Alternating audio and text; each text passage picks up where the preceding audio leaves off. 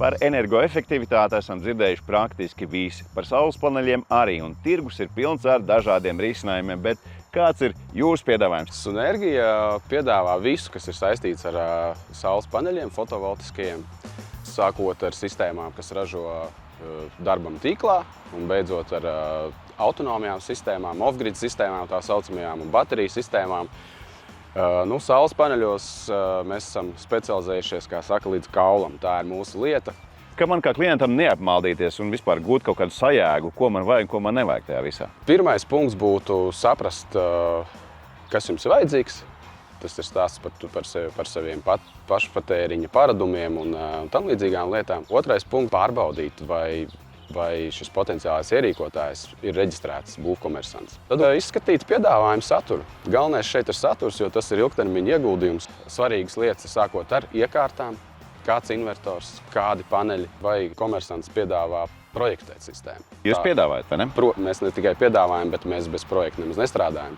Tādēļ, ka tā nav tā vieta, kur vajadzētu improvizēt, kur vajadzētu ierasties montieriem un sākt improvizēt, bet tur viss ir jādara pēc projektu, kur ir sagatavojis certificēts būvspeciālists. Viss ir aprēķināts, kabeļu šķērsgriezumi, virknes, kādās saslēdz paneļus un tā tālāk. Tas viss ļoti svarīgi. Tad jūs esat certificēti, reģistrēti, izstrādājat projektus un visu kaut ko vēl darat orbītā, ļoti daudz nosaukumu. Bet kā tas viss praktiski tagad notiek? Mēs kur varam to redzēt? Tātad šobrīd mēs esam ieradušies vienā no mūsu objektiem, ko mēs realizējām aizgājušajā sezonā. Šeit mēs ierīkojām 10 kW invertoru un apmēram 13 kW paneļu, kas bija tieši tas, kas vajadzīgs attiecīgajā mājsaimniecībā, lai nodrošinātu ar enerģiju. Ja, tur ir siltumsūknis un ventilācija un viss diezgan noslogota ēka, bet labs piemērs, kā to var izdarīt un padarīt krietni neatkarīgāk šo lietotāju no tīkla, ja tā var teikt. Ar saules paneļiem noskaidrojām, kas ir vēl tas, ko jūs darat. Saules paneļus, jā, tos mēs esam tad izkoduši līdz kaulam. Tad tagad mums ir uznākusi vēlme darīt vēl citas labas kvalitatīvas lietas, un tās būtu ventilācija un siltumsūkņi.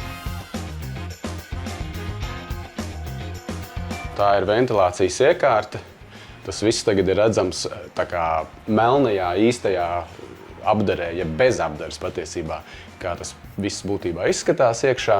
Tas, ko tas dara, protams, ir ārkārtīgi svarīgi. Tīrs gaiss, optimāls CO2 līmenis telpās, mitrums un tā tālāk. Tas ir tas viss, ko regulē šī iekārta. Aerobot, tas ir jauns produkts, tepat Igaunijā kaimiņos ražots, izstrādāts sadarbībā ar Tartu universitāti. Ļoti spēcīgs aparāts, kas spēj katrā telpā atsevišķi mērīt visus rādītājus un nosūtīt vajadzīgo svaigā gaisa daudzumu un tā tālāk.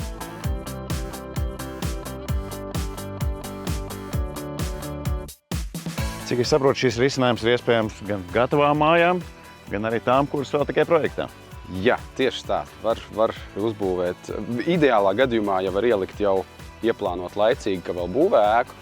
Bet šis ir atkal tas piemērs, varbūt bišķi tipisks pat Latvijai, ka ir izbūvēts bez šīs rekuperācijas sistēmas, jo likās saimniekam, ka dzīvošu ar logiem vaļā un tā, bet tad ģimene aug lielāka un tā gaisa kvalitāte sāk kristies un grūtāk izgulēties naktī un tā tālāk, un tad saproti, ka vajadzēs. Un te mēs arī saprotam, cik svarīgi ir plānot.